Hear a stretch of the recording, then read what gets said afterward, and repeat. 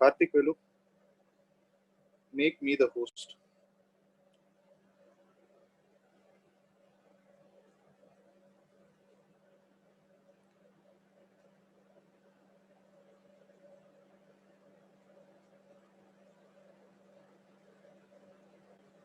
Okay.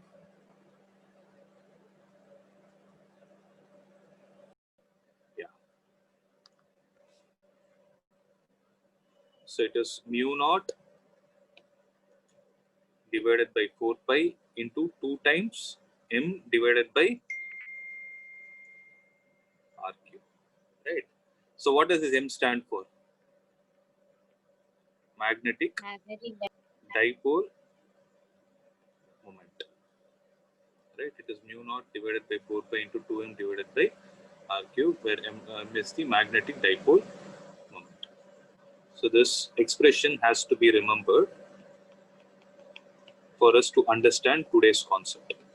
So there is a magnetic field due to a bar magnet along its axial point. Okay. The next topic that we are going to see is solenoid as an equivalent bar magnet. Means we are trying to prove that an electromagnet exhibits the similar property as that of a bar magnet. So that's what this topic is all about. Okay. So see, the derivation is simple, but it is important. Okay. Please make a note of it. Now, see, for us to establish the relation, what we need is we need to first consider a solenoid. Okay. If you take a solenoid where the windings are very close to each other, you can approximate it to a cylindrical shape. Right? It is as if like it is like this. So if you look at this diagram, it is as if the wire is wound around it, as if the wire is wound around it very close to each other, like this. You're able to see? So they are so close to each other that what will happen is it will approximately look like a cylinder. So when you consider a solenoid of this shape, what we need to do is we need to consider a point on the axis of it. Okay, we have taken a point P on the axis of it, which is at a distance r from it. R from where? R from the center of the axis, or I can say center of the solenoid. Is it clear till this step? Now, if I have to prove that a solenoid is similar to a bar magnet, what is the final result expected at point P? It should be mu naught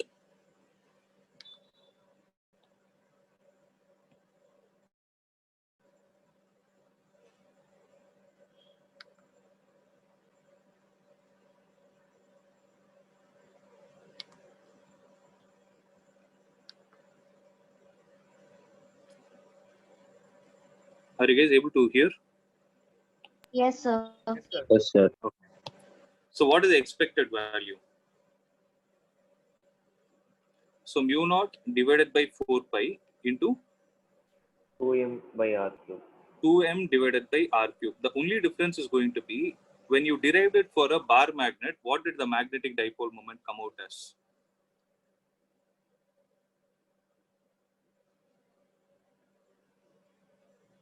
Just a minute, wait. 1 minute, 1 minute. Just a minute.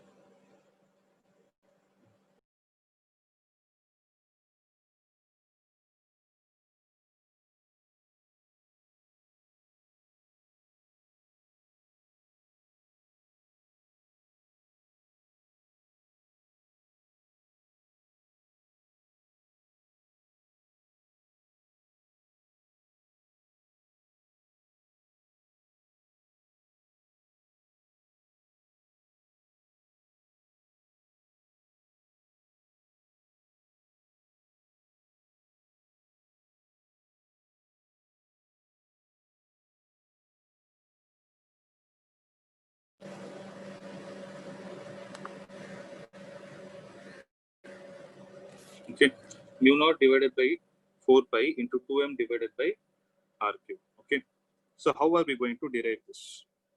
See, we need to consider a small element. Okay, we need to consider a small element. You're able to see this blue color strip, right? Of thickness dx. We need to consider a small element of thickness dx at a distance x from the center of the dipole. I mean center of the solenoid. If I consider it, now this small strip, can I say it is going to act like a circular wire of n turns? So if you take the small strip alone, it is going to act as if it is a small wire, it is a circular wire which has n number of turns present in it. Is it clear till this step? Yes, sir. Okay. So when this is happening, listen. Now, due to a circular coil, what is the magnetic field on the axis of it? The other day I told you to revise.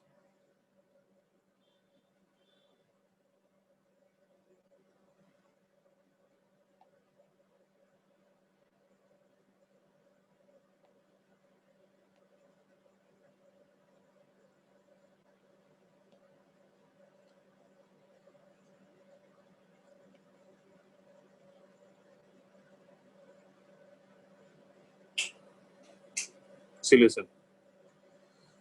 Due to this circular coil, what is the magnetic field along its axis?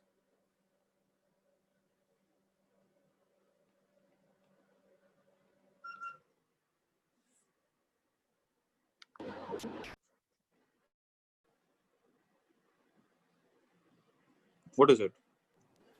D Mu is naught equal I to A square. mu naught I A square. N square A a dx. square divided by 2 into A square plus X square. a square plus here. What is the value of x? X is the distance from where to where? Center to the It is not the distance from the center. See, if you have a circular coil, from the circular coil center, yeah, that's right. From the circular coil center to the point where you're trying to calculate the field, right? R square minus L square, sir. It is r minus x the whole square, right? A square plus r minus x the whole power 3 by 2. You guys remember this expression? Right? Mu naught I square divided by 2 into a square plus distance square, the whole power 3 by 2. So this is the value of magnetic field. But what is going to happen here is, since you have considered a small element, the magnetic field will be small, which is dB, and multiplied with the number of turns that are present in that particular portion, the particular blue color step. Is it clear till this step? I have done nothing. I have applied the formula. That's it. Are you guys clear with this? Yes, sir. Okay. Now listen. Now what is the value of capital N? So capital N is equal to what? So what we are going to do is, let small n be the number of turns per unit length of a solenoid. Okay. Then small n will be equal to what?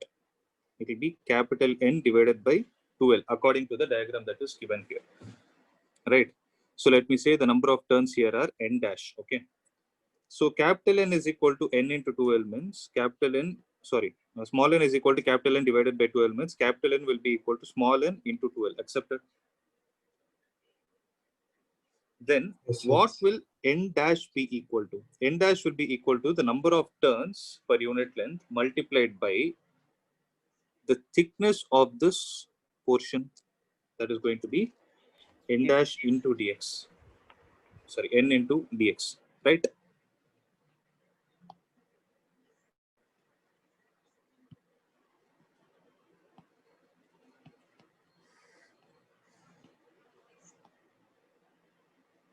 Is it clear till the step? Now see, I'm going to use the second expression in the first one. Then what will happen is dB will be equal to mu naught I into a square divided by 2 into a square plus r minus x the whole square, the whole power 3 by 2 into small n into dx. Is it clear? So mu naught I a square, in the place of n dash, I am writing it as small n into dx divided by 2 into a square plus x square, the whole power 3 by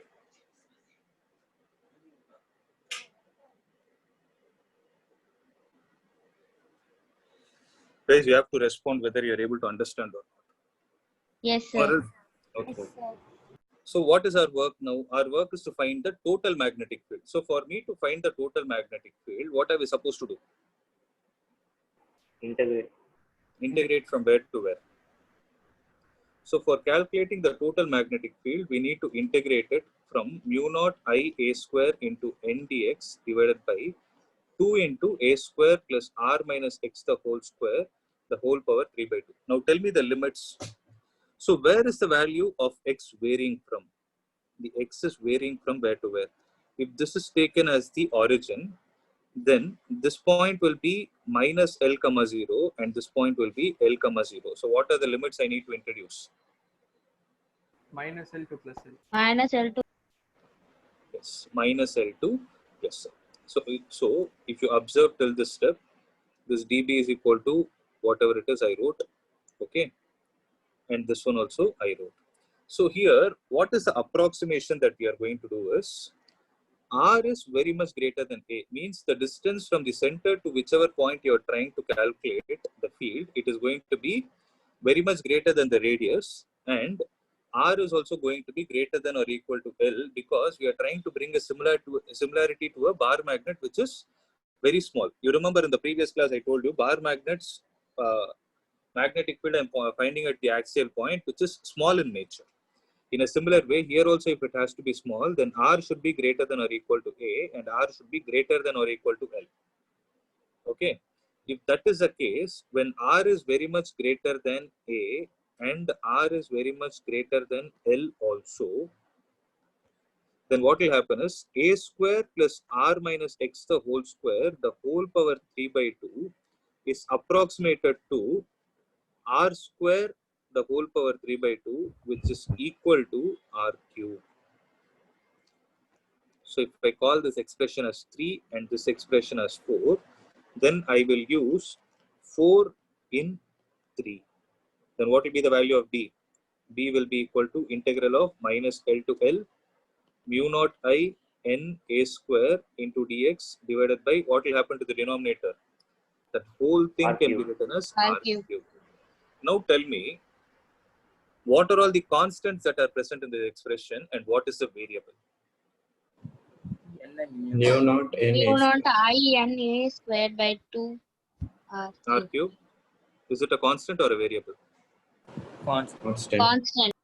So this whole thing is a constant because none of them are dependent on whom? None of them are dependent on x. Right? So all these things are constant. So if they are constants, what can be done to them? They can be taken out of the integral. When you take out of the integral, mu naught I n a square divided by 2 r cube into integral of minus L to L dx. What is the integral of dx? X. X. A square divided by 2r cube into integral of x dx is x from minus L to L. If you integrate it, what do you get? Mu naught I 2L. a square, yes, 2r cube into 2L. This n into 2L is what? We have already written that expression. The small n, Capital N. it is Capital N. capital N. So this will be equal to mu naught ni a square divided by 2r cube. This is going to be the final expression for B. Is there any doubt till this point? Is there any doubt till this step? No, sir. No, All right. sir. Oh, sir. So listen. So what is the expression we need? We will again write it. It is mu naught divided by 4 pi is needed into 2m divided by r cube is needed. Okay. Now, what is the magnetic dipole moment due to a current carrying conductor? It is I into A. A. So, if you observe mu naught divided by 2 r cube, I am not disturbing. This n into I into this a square is there. No? So, I will multiply it with pi and divide it with pi. Okay. And I will multiply the numerator with 2 and denominator with 2. When I do this, then I'll get mu naught divided by 2 into 2 is 4 pi r cube into 2 times, what is this, ni into pi a square? M. M. Magnetic dipole. Did we get that expression? So mu naught into 2m divided by 4 pi r cube is the required expression. So this is the expression generated due to a solenoid. And this is the expression we generated yesterday due to a bar magnet. Now can we say that they both are similar, provided certain measurements are taken into consideration? There the bar magnet has to be small. Here the solenoid has to be thin. Its thickness should be very small and it should be long. Okay, make a note of it. I'll give you 2 minutes time. I want you to write this. So from where should I show? From here or should I go to the next page? I suggest you guys to write it, okay? Don't take screenshots and all, write it. Because this derivation seems to be simple. It's actually simple only, but you need practice. Sir, if we Yes. take the area element, the circular coil element, if we take it Yes. accordingly, so that we integrate it between 0 to 2L, Naka, is it fine? Like You'll how? get the same explanation. This thing, it's Yes, here itself you want to multiply with pi and divide it with pi. no, sir. On the you see that dx that circular coil, no, sir. If you take it at This one one. end, You should take it. You want to take it. If you take it at one end, it can be 0 to 2L. That is also right. if we do that, if I don't remember this and I write that in the exam, is it fine? It is fine according to me, but see, this is the one. The reason I taught you this is because it's there in NCERT. I have exactly taken whatever is there in NCERT and I've taught. Okay, So sir. 90% remember it. Okay, it's not a big deal. I'll tell you what. See, I can teach you the technique, but I cannot say whether you will get marks for that or will strike it off. It again depends on the examiner only. Okay, I'll tell you how you can remember. So most of you might get scared looking at these integration. So wherever you need to integrate in physics, okay. So wherever you follow this integration, I'm talking about throughout physics, not only for this derivation. You take one particular point as origin. These are the common steps you will follow. One fixed point as origin. Okay, this is very important. Second, from the fixed point, at a distance x, consider an element of thickness dx. Okay, you're able to understand? Yes, sir. Yes, sir. So third is, you need to frame a mathematical expression. Try to write the required expression for whom? For a particular physical quantity. In this case, the physical quantity is magnetic field. For a physical quantity, in terms of whom? In terms of dx and x. Then the last one is integrate with proper limits. You take any particular derivation based on integration, you will follow the same steps, nothing outside this. Yes. So if you have a clarity of this, that is more than sufficient. So only thing you need to remember is this origin. So I got what you're asking. If at all you don't remember that you have to take center as origin, then can I take 0 to 12? It is absolutely right. It is absolutely right. You will get the same answer. Yes. No doubt about it. But the only thing is, I'm not sure to what extent they will accept it. Oh, okay, sir. Okay, because see, your teacher might say, so some other school teacher might say it's fine. So I cannot give assurance on that because this is the derivation that is given in NCERT. Mostly the answer key is prepared only according to NCERT. Okay, so I suggest you go with this. Want to make a note of it? Till where have you written?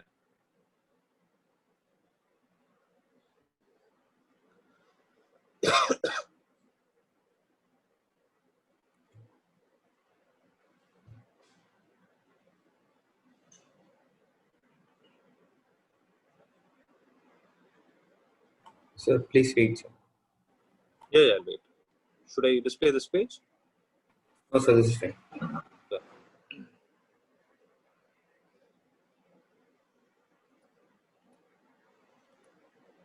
Sir, can you scroll option? 1 minute here. Yes, sir.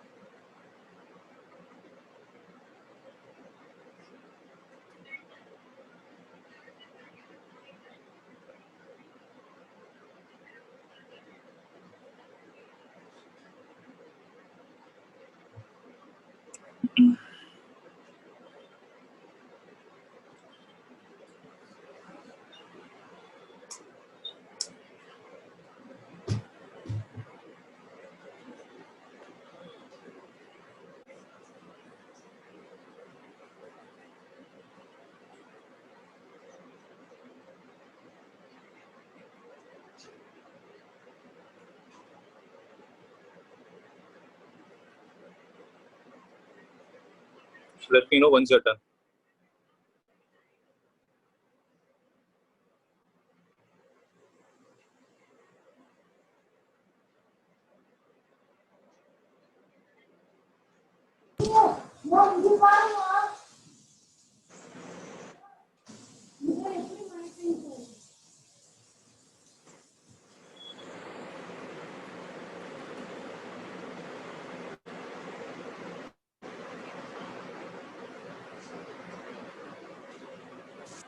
Done?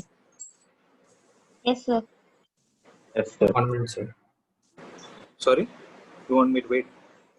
Yes, sir. Okay, right. Okay.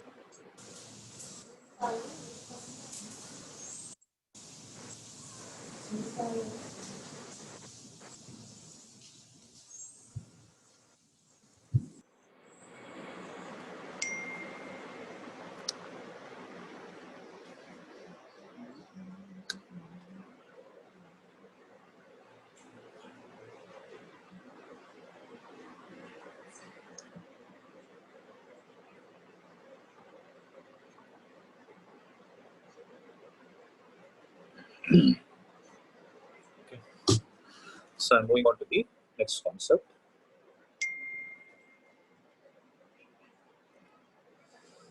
So next part is torque acting on a magnetic dipole. Okay. So torque acting on a magnetic dipole. You guys remember what is a torque acting on an electric dipole?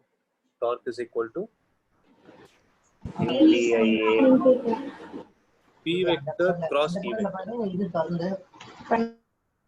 So torque is equal to P vector cross E vector, where P vector is what? Dipole moment, Dipole moment. and this is the electric field.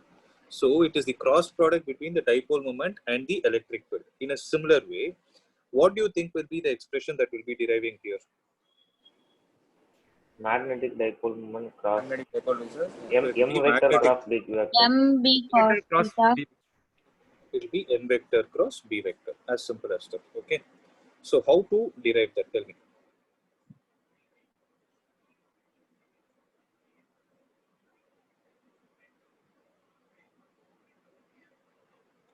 Okay. So you have a north pole and a south pole. So between a north pole and a south pole, you have placed a magnetic dipole. So there is a magnetic dipole which also has a north pole and a south pole associated with it. So the north pole of this magnetic dipole will experience a force in this direction of how much value? So remember last class I told you B is equal to F divided by M. Instead of M, I will write it as Q so that you are not confused. So what does this QM stand for? Pole strength. Pole strength. So F will be equal to QM into B. So that's what is given. Instead of QM, they've given it as MB. Similarly, the south pole will get attracted towards the north pole and its value is also QM into B. Okay. So if you take this as the center, if this total length is 2L, then how much will this length be? It is going to be L and this length is going to be L. Then what will this distance be, guys? What will this perpendicular distance be? I'm zooming and showing.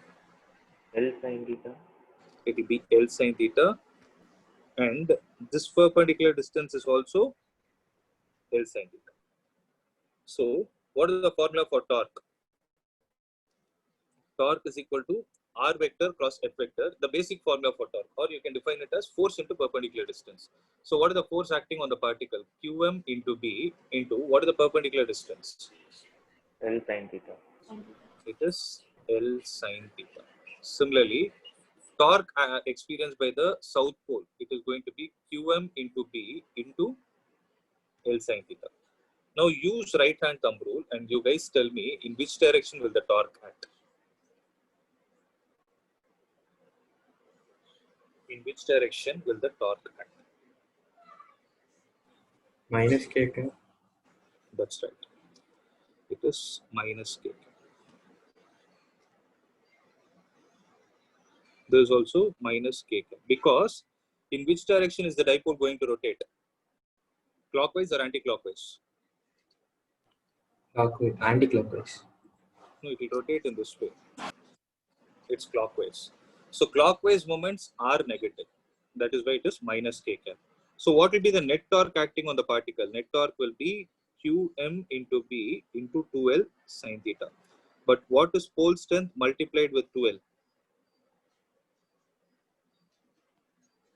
Last class, it is magnetic dipole moment. Magnetic.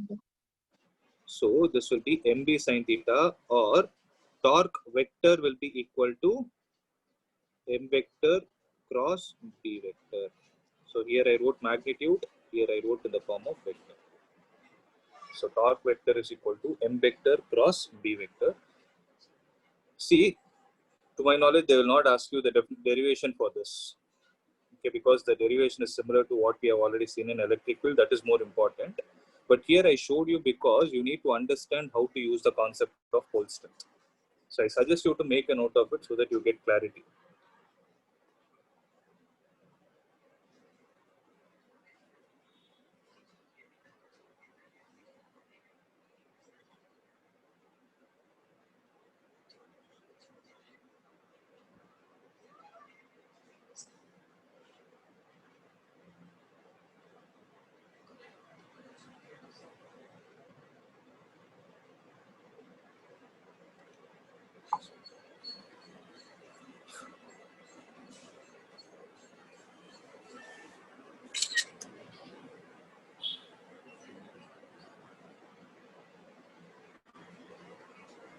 Done? Similarly, 1 minute. yeah, make a note of it.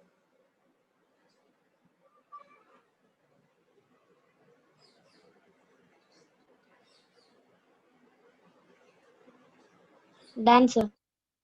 Okay. So the next one is potential energy of a magnetic dipole in uniform magnetic field.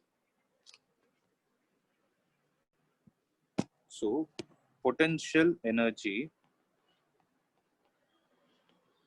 of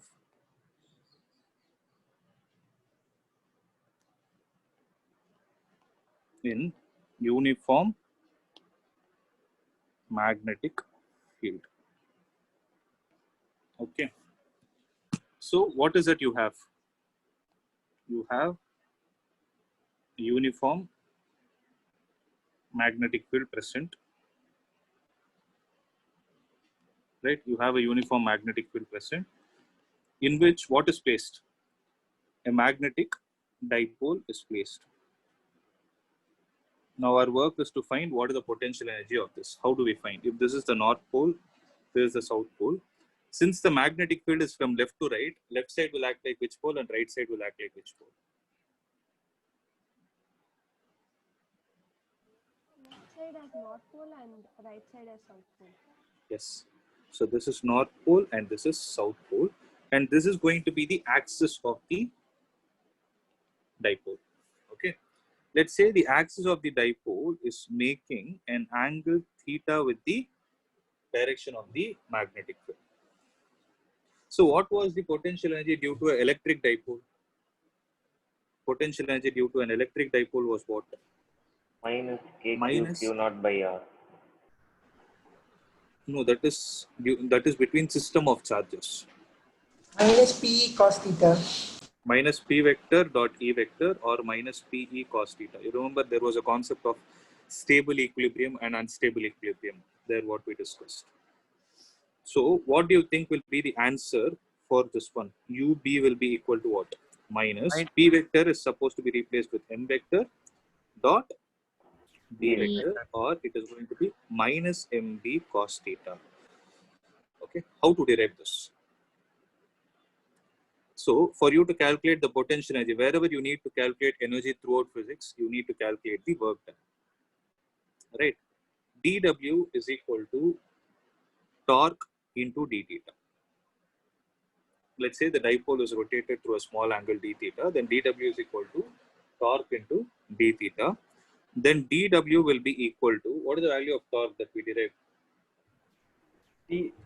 MB It is sin. MB MB sin sin theta into d theta. So integrate it from theta 1 to theta 2. Then the total work done will be equal to MB into integral of sin theta is minus cos theta from theta 1 to theta 2. So it will be minus MB into cos theta 2 minus cos theta 1. Okay, minus MB into cos theta 2 minus cos theta 1. Or this can also be written as minus M vector dot B. So this work done is what is going to get stored in the form of potential energy. I hope you remember all these things. Minus M vector dot B.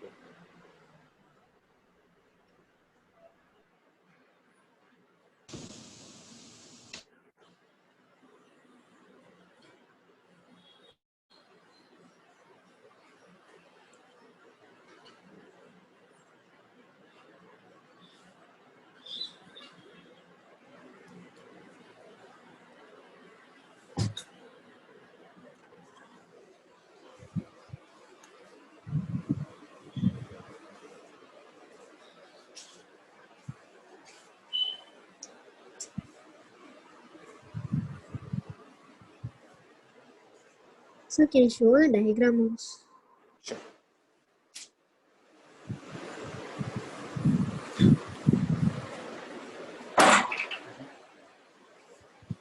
Thank you, sir. Yeah. So are you done? Is everyone done with it? Minus M vector dot B vector. Okay, we'll be seeing everything similar to what we saw in the first chapter.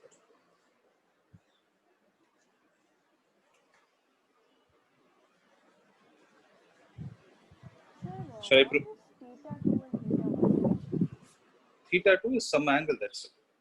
Initial some theta 1, it started at some theta 1 and it went to some theta 2, that's it. Okay. Maybe if I take it like this, after some time maybe the dipole is making an angle theta 2, something like this.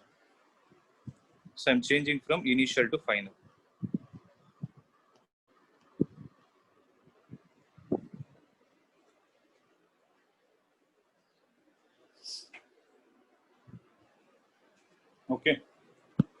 Shall I move on? Yes, sir. Now listen. So I told you, right, this chapter has 3 parts. The first part is about, you'll be learning about a bar magnet and these kind of concepts. What will happen when you place a dipole in uniform magnetic field. That is the torque, potential energy, and all those parameters. And the last one is Gauss law in magnetism. So this will be the last topic of the first subpart. Okay. So it is a very simple expression. So for Gauss law, what is needed? Gauss law mainly speaks about what? Magnetic flux. I mean, electric flux. No, Gauss law need not speak only about electric flux. Gauss law speaks about flux. If it is Gauss law for electrostatics, it speaks about electric flux. If it is for magnetism, it speaks about magnetic flux. Okay. So here the heading is Gauss law for magnetism. So concentrate. So how will you define the flux? Surface integral of whatever field you have in your hand dot dA vector. Some books write it as ds vector because you're talking about the surface area. Okay, I think here it is given as ds. Yes. But it doesn't make any difference. So integral of the surface integral of b vector dot dA vector. So in the case of electrostatics, what was it? E vector dot dA vector is equal to q in divided by epsilon naught. Means 1 by epsilon naught times the charge enclosed by whom? What does it mean? By the Gaussian surface, right? So for us to apply the Gauss law, we need to consider a Gaussian surface. So remember one important property about electric field. Electric field will never form closed loops. Do you guys remember this? So when I give you a positive charge and a negative charge, if I ask you to draw the electric field lines, you say the electric field lines start from the positive charge and they end with the negative charge. There is no concept like it forms a complete loop. This is wrong. Whereas in the case of magnetic field, what will happen? They form closed loops. So they form a closed loop. Means if it is going like this, then there is a concept of coming back also. Right? So here if I consider a Gaussian surface, what will happen? So if I consider a Gaussian surface, in the case of electric field, I will speak only about the concept of the electric field lines leaving the Gaussian surface or electric field lines entering the Gaussian surface. This is what we speak. Yes, sir. Whereas in the case of magnetism, what will happen is, since the number of electric field lines that are going out will be equal to the number of electric field lines that are coming in, only because of what reason? Only because the magnetic field the magnetic field forms a complete loop. So since it forms a closed loop, what will happen is there will be no field line that is enclosed within the Gaussian surface. It will be equal to 0. This is what is Gauss law for magnetism. It is a very simple expression. There is no problem to be asked on this because it is always a 0. Whereas in the case of electric flux, it was important, right? Gauss law had so many applications. But in the case of Gauss law for magnetism, there is no application as such. It is always a fixed value which is equal to 0. And what is the reason for it? The net magnetic flux through any surface is always 0 only because the magnetic field lines form a closed loop.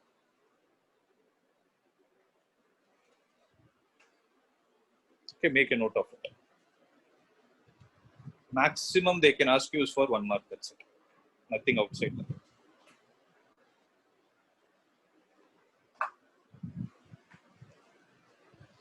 So with this, the first part of the chapter is over. Is there any doubt till whatever we discussed?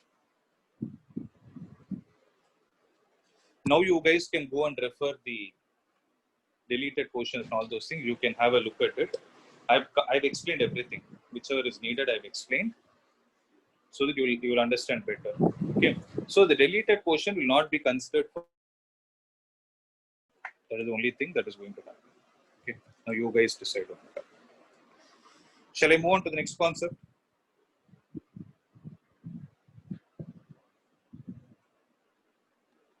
Right? Yes or no? Yes, sir. Shall I Yes, move? sir. Okay. So as I told you, the first part is over. The second part is, see, generally in your textbook, it is given, the Earth's magnetism is given, but that's a very light concept. We can deal it at the end. Now I want to concentrate on magnets and its properties. Okay. See, the tricky part about this portion is all the words will be similar. So I want you to concentrate well. All the words will be similar. Okay. But they have a slightly different meaning. If you understand this, you will have a clarity about other things also. For example, if you have written the test which I gave you, there was a question like this, right? If you have an inductor, in the inductor, if you insert an iron rod, will the bulb glow with greater intensity or lesser intensity? Intensity in the sense brightness. So was there a question like this when I gave you for alternating currents? Yes, sir. Yes, So sir. the answer to that lies in this chapter. Okay. Means you need to know the concept of permeability, especially this part of the chapter, which is very important. Okay. So concentrate. Similarly, when we discussed about transformer also, I would have told you one point. We use a soft iron core. So we use a soft iron core. Why we use only To soft iron? reduce eddy Yes. current. Eddy currents. So to It reduce has it, high. Eddy current. that is there. Hysteresis. It has high permeability. Yeah. So we discussed about this. No, not only reducing about eddy currents, it has some concept like how much magnetism it can retain. There is a concept like retentivity, something like that. Okay, that the answer for that also is given in this part. Similarly, in the same transformer, we discussed about hysteresis. Right? I told you I could not explain. I cannot explain at that time. So the answer to that also will be given in this particular portion. So concentrate. So here it is mostly definitions only, but those definitions are very important for you to understand. If there is any doubt, please ask. So I'm moving on. Write down the heading as magnetic properties of a material. Magnetic properties of a material. So if you can ask me what there also in the previous topic also we discussed about magnetic property only, but there what was the material we were concentrating on? We concentrated only on the bar magnet. Whereas here we are going to discuss about all the materials. I told you one important point here. Remember, every material is made up of atoms, and atoms are made up of electrons. Every electron is going to revolve in an orbit. So every material is going to have magnetism associated. But the extent to which it is going to have, the answer to that is again known in this part. Shall I start? So there are a few definitions. The first part is called as magnetic permeability. Okay. So make a note of it. Magnetic permeability. So how do you define it? 1 minute.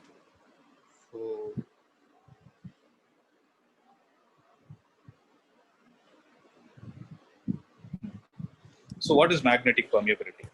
So it is the ability of a particular material. The name itself is suggesting, right? Permeability, the extent to which it will be able to get magnetized. Okay. It is the ability of a material to permit the passage of magnetic field. Yeah, tell me. Sir, someone is chatting with me personally, sir. It is also named as Darshini Umapati, sir. Really? I'll have a look at it.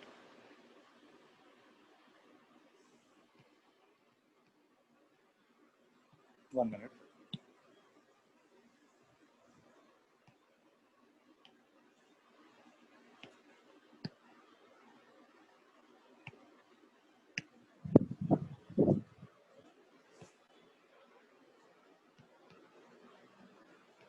Anyways, I can find it out after the class. Don't worry. Okay, now you will not get messages. Yes, sir. Yeah. So what were we discussing? Magnetic permeability, right? So it is the ability of a particular material to get magnetized. Means the extent to which it will allow the magnetic field lines of force to pass through it. And its expression, we already know, right? Mu naught we have seen. Mu naught divided by 4 pi. I told you already. Mu naught by 4 pi is how much? 10 power minus 7. So mu naught is equal to 4 pi into 10 power minus 7. We already know this, right? So what does this mu naught stand for? It is the permeability of free space or vacuum, right? But whereas when I'm talking about only mu, okay, don't get confused between this mu naught and mu. In physics, wherever you use a circle as a suffix, that is mainly used for vacuum or air. Okay. Here magnetic permeability mu is given as B divided by H, where B is called as the magnetic induction and H is called as the magnetizing force or magnetic intensity. Please make a note of it. Write down the formula.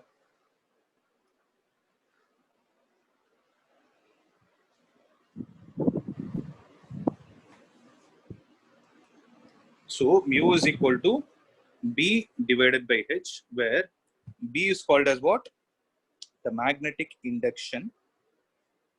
Okay. And H is what? H is defined as the magnetizing force or magnetic intensity.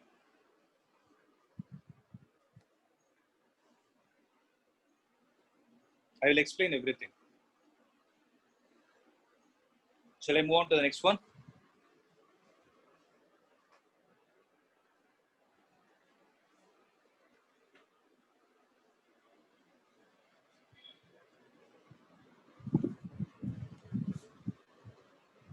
Is it clear?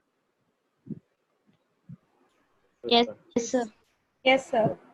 So the first term is about magnetic permeability. See, if there is any confusion, please stop me. I don't mind explaining again. Don't be with confusion. Okay. So next is magnetizing force or magnetic intensity. This is the second definition. So which is represented by the symbol capital H. So we have seen it here. Seen here, no, magnetic intensity. The other name for magnetic intensity is magnetizing force. So what do you think is magnetic intensity? By looking at the name, what do you think it will do?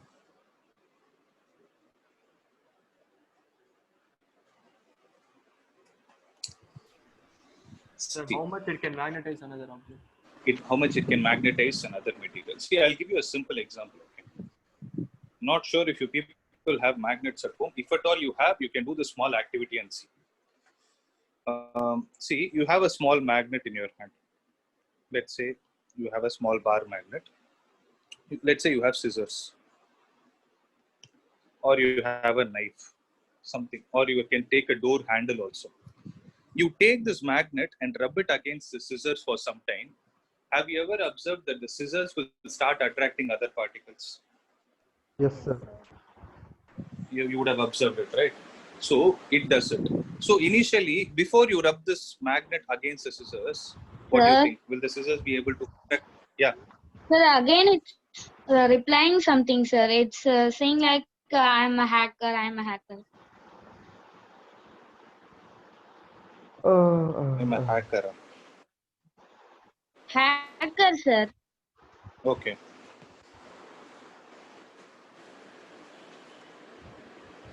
I mean, the maximum it can do is personal message, that should be enough. Yeah, that should. Anyways, I can find it out from the IDs. You people are logging in, right? Let's see whose ID it was. Sir, or you can disable chat fully, sir. Not even between Epsilon Academy and us. I'll do, but I'm not able to disable completely. Sure. No one, okay. Sir. No one. I done it. Okay, let's see. Let's see this. Anyways, I can find it out from the mail IDs once I get the report. Don't worry about it. Even if you get, ignore it. Okay, don't worry about it. If you get some message, also ignore it. Nothing serious. I'll find it out. Okay. So what were we discussing? Yes. So before you try to rub this magnet against this iron particles or something, a material, will that scissors have the property to attract some other material? No, sir. The answer is no. Right. So where did it get the property from? So it got the property from the bar magnet. Because bar magnet is a permanent magnet, some of its property, attractive property, is transferred to the scissors so that it is able to exhibit. So let's say I have a small bar magnet, I rub it for 2 minutes. Or let's say 15 seconds, I rub it, the scissors is able to attract. If suppose I take a bigger bar magnet of a greater intensity, I rub it against the same surface with the same intensity for 15 seconds. Now, which one will have the tendency? So, in which case do you think the scissors will have better attractive property? With the bigger magnet. Big magnet. With a bigger magnet. When you obviously rub it with a bigger magnet, right? So, from this, can I say that the bigger magnet is going to have a greater magnetizing force compared to the smaller one? Yes, sir. Yes, Yes, sir. sir. So this magnetizing force is nothing but the extent to which an external agent, here who is the external agent? The magnet. This is scissors is the system under us. So the extent to which the external agent is able to magnetize a given material is what is called as magnetizing field intensity. Are you guys able to understand? So that's what we call it as magnetizing force or magnetic intensity. And it is given by the expression H is equal to B divided by mu. It is nothing but the rearrangement of the above expression. Mu is equal to B divided by H. H is equal to B by mu. Sir, I have a small doubt, sir. Yeah, tell me. How does the magnetism, the property of magnetism, how does it get transferred in the first place, sir? It is not about transferred in the sense some particles of the magnet might get attracted due to friction. Yes, sir. So that's what happens. Okay. So, it is it's all not like- the actual scissor showing the magnetism, but the No, particles of the magnet. It is actually not the scissor. The scissor has got magnetized. Okay, sir. Okay. Okay, sir. I understand. So here there is a confusing factor that gets arised. Okay. He's asking a valid question. See, there are two things. One is magnetizing. The second is magnetized. Okay. These are the two words you need to have a clarity of. Magnetizing. So you can either use S or Z. No, it doesn't make sense. It doesn't make a difference. Magnetized. So these are the two words. So magnetizing is a property of whom? Who can magnetize? Bar magnet. Bar magnet. The external magnetic field. Am I right? So it is the external magnetic field. Like it may not be bar magnet. In this case, it was bar magnet. It can be some other magnet also. So let's try to extend our knowledge, saying that magnetizing is done by an external magnetic field. As simple as that. Then who's getting magnetized? The material which is subjected to the external magnetic field is the one which is getting magnetized. In this case, the scissors. The scissors is the one which is getting magnetized. The one which is receiving the magnetic field will get magnetized. The one which is giving the magnetic field will have the tendency to magnetize. Okay. So here, this intensity of magnetization, don't get confused between magnetic intensity and intensity of magnetization. They both are different again. Magnetic intensity is the degree to which a magnetic field can magnetize a material. It is given as B by mu. Shall I move on to the next one so that you will understand what is the difference? Yes, sir. Okay. Next is intensity of magnetization. I told you, right? They both will be same. Intensity of magnetization means the magnetic dipole moment that is created, means the output. I'll explain what it is.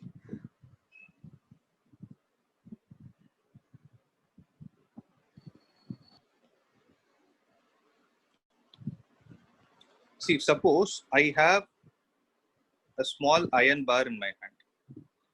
Okay. Now what will happen is, if I have North Pole and South Pole, I'm placing an external magnet, or I'm subjecting it to external magnetic field. I'm placing this in an external magnetic field. Then what will happen? What will happen inside? Do you guys remember the concept of dielectric and polarization? So we discussed something like dielectric and polarization. What will get induced inside the dielectric?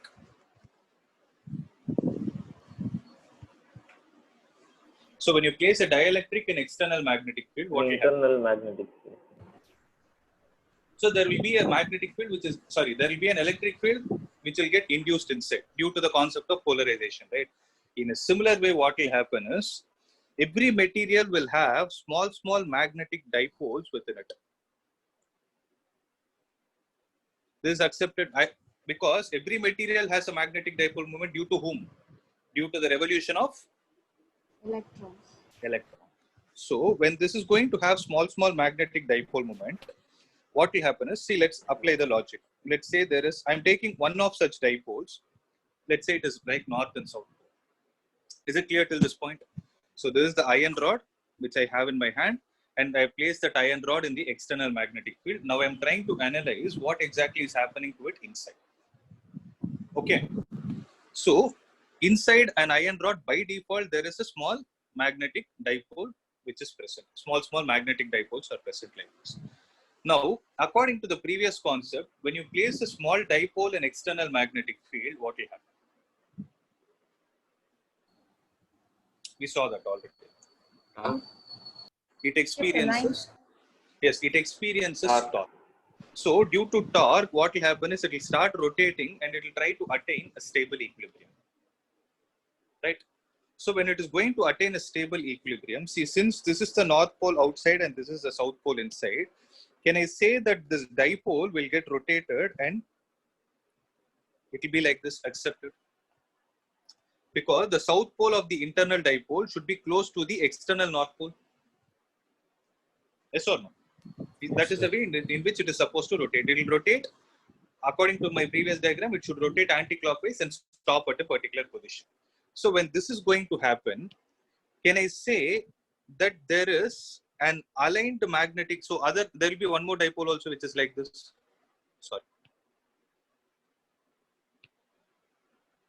There will be one more dipole also like this. South, north, it will be like this. So what is the direction of basic dipole moment? So dipole moment is always South to north. South to north. Whenever you get a doubt, refer it to electric field. The same thing is applicable here. South to north. So this is the direction of dipole moment. So this dipole will have a dipole moment. This dipole will have a dipole moment. So everything is there. So each dipole moment, let me call it as mu1, mu2, and these are all vector quantities, correct? So due to the small dipole moments generated by all these dipoles, there will be a net dipole moment that is existing. Accepted? Did you guys understand what exactly is happening inside? So inside the iron rod, there were some dipoles which were randomly aligned. But due to the presence of external electric field, it experienced torque and it attained stable equilibrium. Due to the stable equilibrium, what is happening? The magnetic dipole moments are aligned in a particular direction, due to which there will be a net dipole moment. So now look at the definition of intensity of magnetization. The magnetic dipole moment developed per unit volume. This magnetic dipole moment is what they are trying to talk about. The magnetic dipole moment developed per unit volume is what is called as intensity of magnetization. Means the extent to which the material has got magnetized.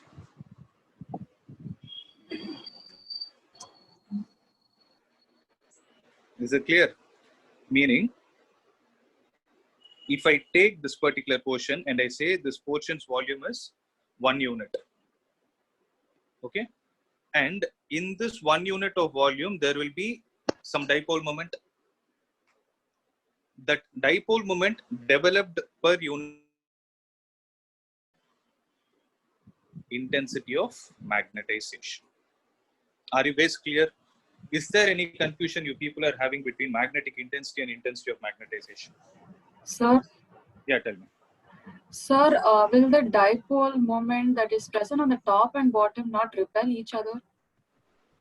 No, it will not. Because the dipole moment is along horizontal only. No? So there will be no repulsion. No, there will be no repulsion because they will be very close to each other. See, generally the technical name given to it is a domain. That's not there in your syllabus, so I'm not trying to explain it. We call them as domains. Okay, so that nothing of that sort will happen because it has already attained stable equilibrium. So who will control it? Due to whom has it got this stable equilibrium? Due to the external field, so that we take care of. Okay, so make a note of it.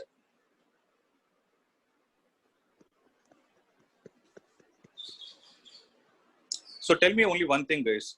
Is there anyone having a confusion between magnetic intensity and intensity of magnetization? Magnetic intensity is defined for external field, whereas intensity of magnetization is defined for whom? Defined for the field produced within the magnetic material or within the material. Okay.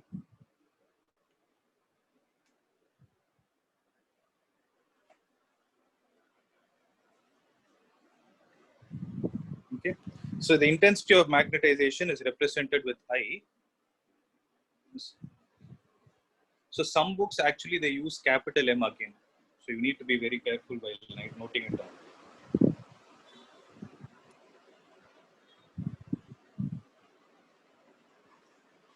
Shall I proceed to the next concept? Yes, sir. Yes. Okay. And the next term is called as magnetic susceptibility. So this symbol is like this. It is not X, it is chi. I guess you would have learned in electrochemistry something. Right? So magnetic susceptibility, we call it as chi M. See, the word susceptibility looks to be so tough, but the actual meaning of susceptibility, if you look at the dictionaries, it is vulnerable. Okay. So magnetic susceptibility means the extent to which a material can get easily magnetized. And I'm talking about basic thing. I'm not talking about the technical definition. So magnetic vulnerability means, generally, if you don't know the meaning, vulnerable means how easily something can get affected. Okay. So susceptibility is a synonym of it. Okay. So magnetic susceptibility is like this. So technically it is defined like this. The ratio of intensity of magnetization, that is like output, applied. So who is the input? It is the magnetizing force.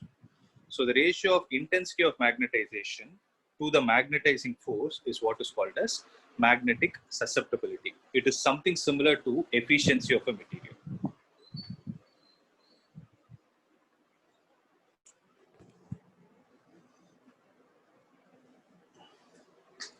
Are you guys able to understand?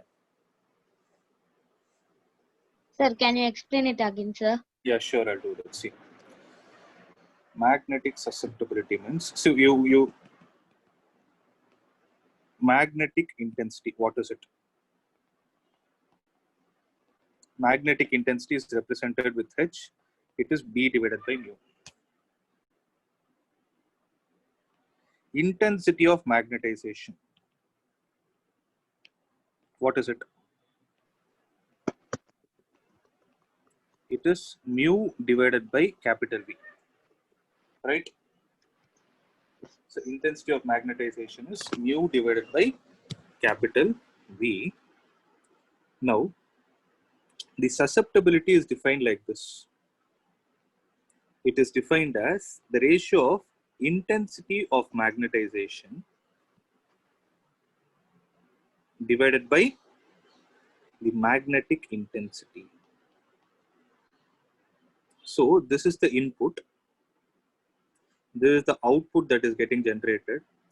So it is like output divided by input. So generally, what is output divided by input? It's called as efficiency. Right. So susceptibility it's something similar to efficiency. I'm just using the word efficiency for you to remember. That's it. Don't write the word efficiency until, okay, don't do that mistake. You have to go with this definition. Thank you, sir. Yeah. Clear? Yes, sir. So these are all the definitions that are related to the magnetic properties of a material. It's not at over, wait. So based on all those things, what we will do is we will do a comparative study between diamagnetic material, paramagnetic and ferromagnetic material. For example, if you see what is susceptibility, what is the relative permeability, then we will see variation of M with H. We will see all those things, okay? So this will give you the answer for hysteresis effect also, what it means. Okay. See, since these definitions are slightly tough, I'm giving you some more time to prepare this. So we will discuss about this table in the next class, and next class we can maximum complete this chapter also. Sir? Yeah. So in intensity of magnetization, Mm-hmm. the formula is given I is equal to magnetic dipole by volume, no sir? Yes. How is it then simplified by pole strength by area? Because see, magnetic dipole moment, what is the formula? M into 2L divided by volume is nothing but area of cross section into its length. So 2L and 2L will get cancelled, M divided by. Okay, sir. Thank you. Okay.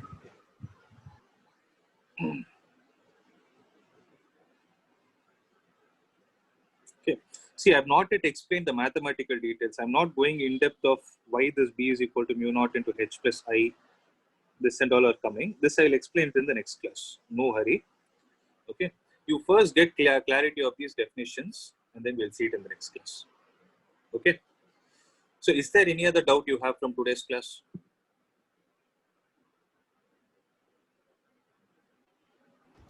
No, sir. Can you send it this page, sir? This page? Yeah, I'll do that. Yeah. I'll send Thank you you, a sir. different. I'll send you a different set of definitions also because. Sorry. Anyway, I'll share it with you. Just a minute, guys. So will you be sharing the notes also? I'll send for that particular page. Okay. Okay, sir. Wait a minute. Don't leave.